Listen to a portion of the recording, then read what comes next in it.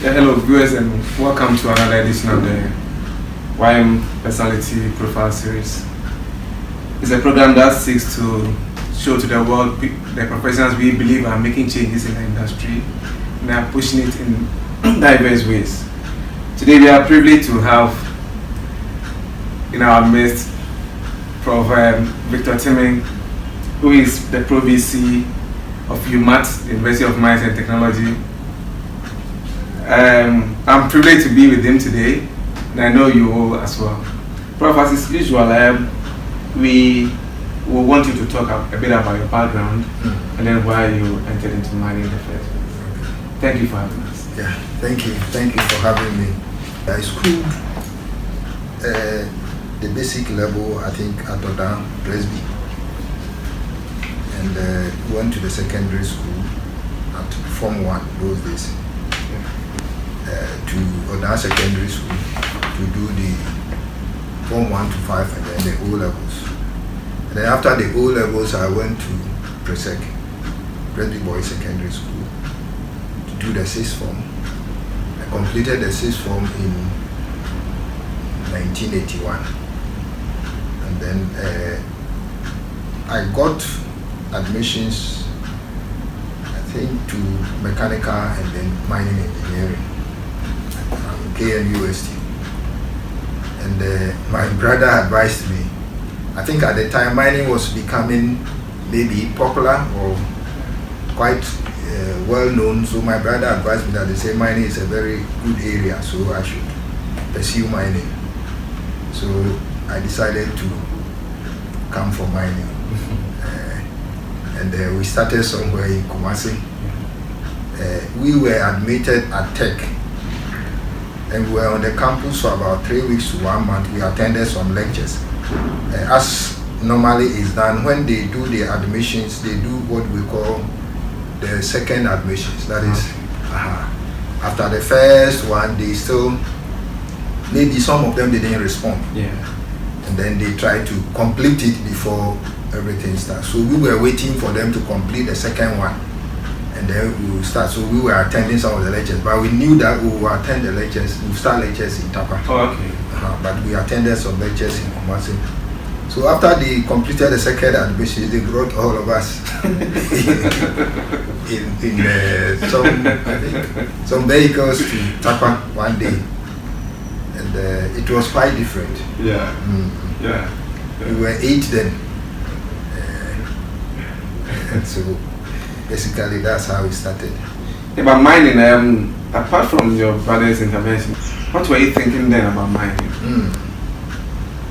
Well, at the time I was still young, but my brother was somebody who influenced me in a way when I was younger, so I took his advice very serious, and I thought it was meant for good.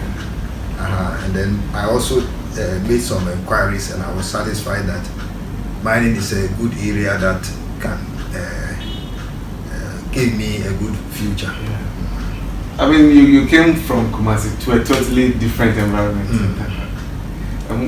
Were you thinking then, coming this far, did you have that insights coming all the way? Okay. At the time, we were not too sure what Tarkwa looked like. I mean, the then KNUST School of Mines looked like. So we took it as, I mean, we're coming to a similar environment, but the environment was quite different. I mean, as I told you, we attended some lectures at Tech, and the difference, one of the major differences, which I think is positive in terms of, I mean, in favor of Tarkwa, was that attending lectures, I remember they were calling C block, common course, mathematics for instance. And the number of people there, if my memory serves me right, at least will be about 200. It's a lecture theater. And so because there are so many people, even the confidence to ask a question, I mean, when you don't understand something, is not easy. But when we came here, we were just 8. And so the interaction with the lecturer was something very good.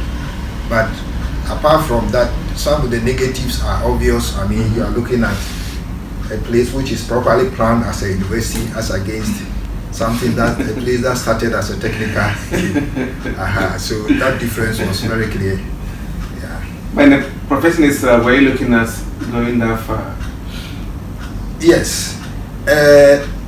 I think my interest has generally been in teaching. I don't know, but for some reason it looks like that was what I meant to do. Because I got a chance to work in the industry at the time. I could have worked, but I was at Ghana Consolidated Diamonds. Even when I was going there, my main thing was that I had made application to do to be employed here as, I think, teaching assistant or assistant lecturer. Yes. But it was delayed. The process was delayed. Yes. So I said, okay, then let me go and take some job so that when it's through, then I will come. So that was how I went to. Otherwise, I was coming straight to the university, because when we finished the BS, we went to do the masters through this ANSTI program, UNESCO program in Zambia, and after the masters, we were qualified. So you went with Dr. Akaili, or no? Akaili was after us. I went with Prof Temeng. Okay. And then Kojo Afewu. And then we were 4, and then I think Eje Sapon. He was our mate. Frimpong, Prof Temeng, our mate. Eje Sapon, our mate. The Afewu was minerals engineering. So we went together. Prof, I knew you if I came in when you were doctor then, and I was amazed at how you made things like operations research easy. My question is, you've accomplished a lot within that period. We're talking about close to almost 18 years now. What's been some of your most important highlights? Well, since the PhD, it's 20 years now, 1987. And I think as a lecturer, one of the most significant ones I would say is the number of postgraduate studies students we have trained. And some of them are actually making impact outside there. I think we all know Professorial. Professorial was one of my students. I think we came in the same time. Exactly. He was one of my students. I supervised him. And fortunately, the area I supervised it's the area he's pursuing now. And I always feel very proud to have at least made some small contribution to. He's a big man now, of course. But at least we have also contributed our bit in that respect. So I think one of the major achievements is the number of postgraduate students we have turned out. And then in terms of, the people we have trained into the industry, I think that one, the number is, we can't talk of. Because every year you are turning out about, mining alone, yes, it's a huge number. So in terms of the industry, we have made our contributions. We have supervised researches that have made significant impact on the industry. I remember a particular one at Goldfields, which was on conveyors by Mr. Brentiu. I don't know whether you know him, Said Brentiu. And it was a problem the company was having. And through that research, they were able to overcome the problem. Before then, the production could not go beyond 800 because the conveyor was a problem. It start spilling. And after the thing, by the time he was leaving, it was more than 940, 950 tons per hour. So through these things, we have helped to solve industry problems. And there are a number of them that both within and then, because some of the students are also working outside, both within and without. Probably if you've come a long way, and you've gone through a lot, especially in this school, what's really spurred you on? What's been your motivation all this while? Okay. Like I told you, I think teaching is something I love. And probably it's not by accident. My father was also a teacher, and so it is something that my elder sister, was teaching before she left Ghana. So it is something maybe within the blood, and it is something I love doing, imparting knowledge. And I think that has kept me. I feel happy when, let's say, you have brought up a student and then maybe the student is succeeding somewhere. At least you feel proud that you have also contributed. I think the other area, maybe you asked something about the impact. I think the other area I've made, I think, a significant impact is postgraduate studies in general. I think during my time, a lot of things, of course, not me alone, but I was the leader of the postgraduate studies then. And I think during my time, we increased the numbers from a very low, when the thing was transferred from Kumasi, the numbers were three in the program, very low numbers. But at the point we were getting more than 40 applications per program, geology and mining. I remember, we're having a close and personal chat with Professor Temeng, the Pro VC of UMaT now. Prof is happy to see people make an impact from things he teaches them.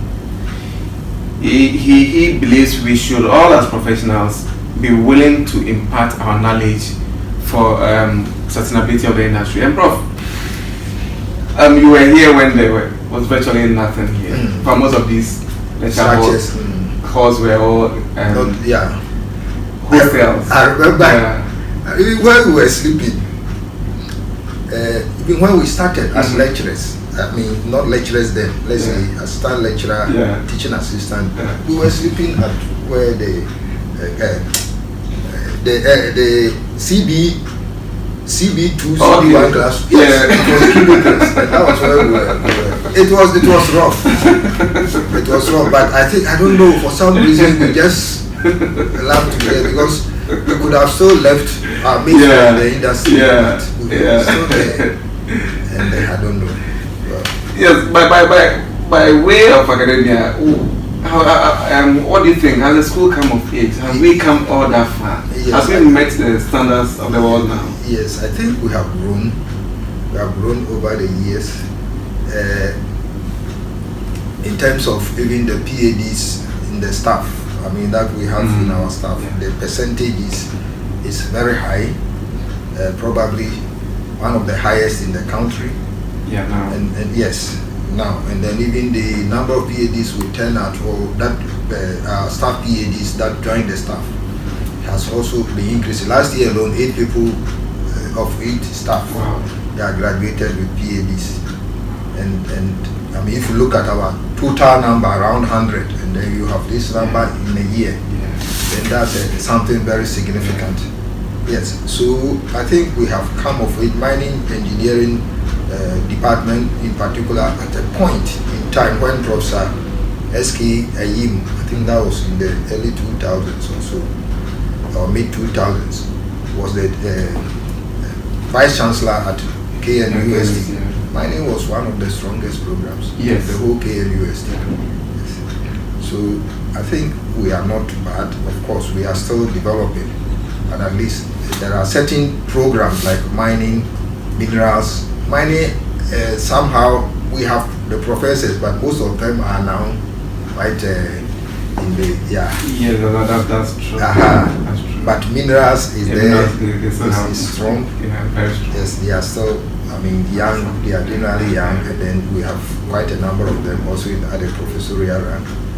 And then geological engineering is not bad. Geomatic engineering, a lot of PhDs. It's the engineering faculty that I think maybe we need to do more.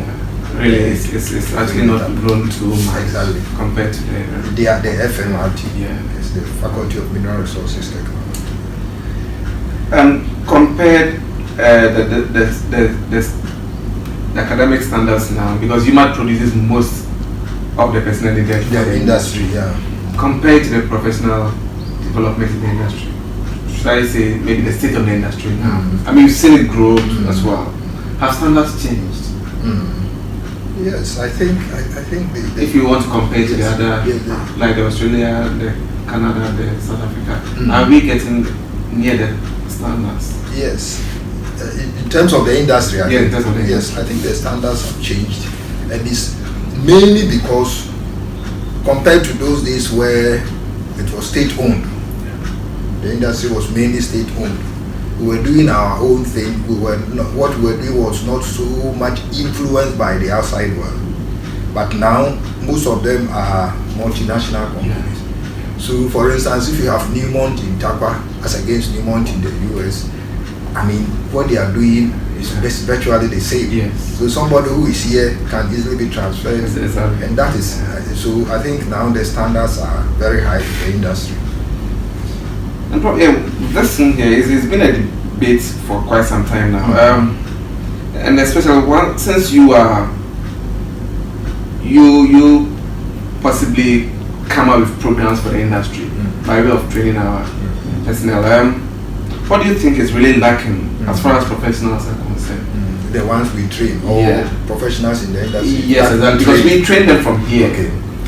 I think what we normally get as feedback is normally proficiency in the various software, computer software that are used. I think in terms of the training and then the practical aspect, we do our best given the current circumstances. I mean, it is not like those days where the numbers were small and therefore everybody could get the exposure practically. But we try as much as possible to give them the exposure practically. And then I think our lecturers are quite committed to their job and they do the best. But I think that area that we normally get as feedback is in the area of the proficiency in the use of various software that are used in the industry. And we are trying to address this. Mining, for instance, we now have a software lab and we are trying to equip it with the various software so that at least that area can be improved. So that when the person goes out, at least he knows quite a number of the that are used in the industry. And talking about that, about sustainability in the industry, do you have any specific approach? Do you think there's something we are missing? Sustainability of the mining industry. Okay, generally. Yeah. Okay. I think probably now, because maybe by law companies are required to do corporate, so they take care of the corporate social responsibility, and then I mean give back to the community. At least in a way, the mines are trying to do their bit in that respect. But I think if you look at Obuasi, for instance, which has been doing mining for quite a while, and also is in a current situation where maybe the mining is on hold. We are looking at something seemingly like, even there's recently the talk that they are trying to give out some of the facilities. Yes, they actually looking at giving their training school out. And we want a situation where after the mining, the society will not just collapse like Prestia.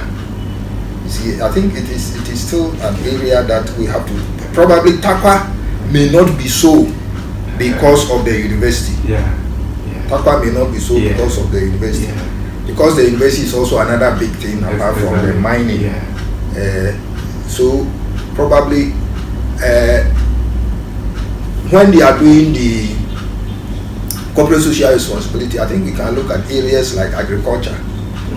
If the agriculture can be emphasized, at least when they leave, we can pick on that and use that as maybe something to some extent, at least bridge the gap somehow, so that there will be some level of sustainability. But the way it is now, I think Prestia is a good example, where it's almost a ghost town now, with the mines not really operating. Yes, that's a fact. Then Obuasi is also not a very good example. So I think we need to do more in that These area. are very old mining towns as well. Yes, we have to do more in that area. Tarkwa may be an exception because the university will be expanding, and I'm sure the university will absorb or will also employ a lot of manpower, and will also have what do we call that indirect effect. Yeah, we're still having a close and personal chat with Prof Temeng, the Provisor of UMaT, and he believes the industry should assist the university to provide proficiency in software training, because that is what the students need most to be able to fit in well when they graduate.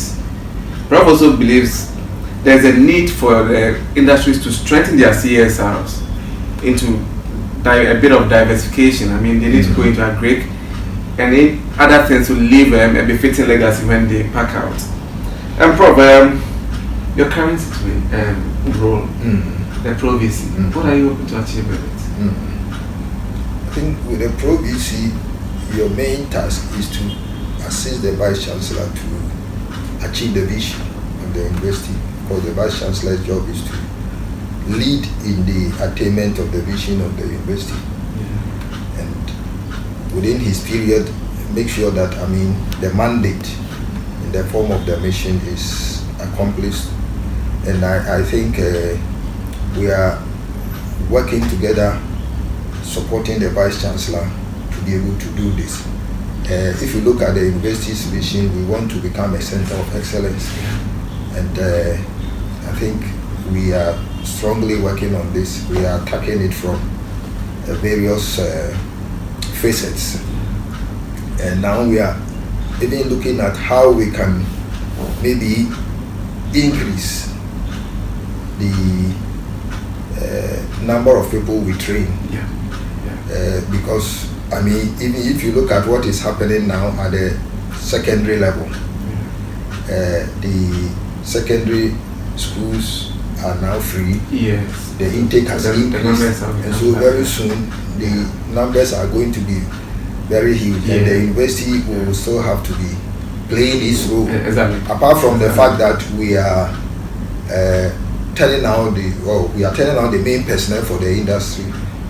So we have this gender mainstreaming policy in our admission, and as much as possible we try to admit as many females as possible. As long as they have passed. They meet the minimum requirement, they are considered.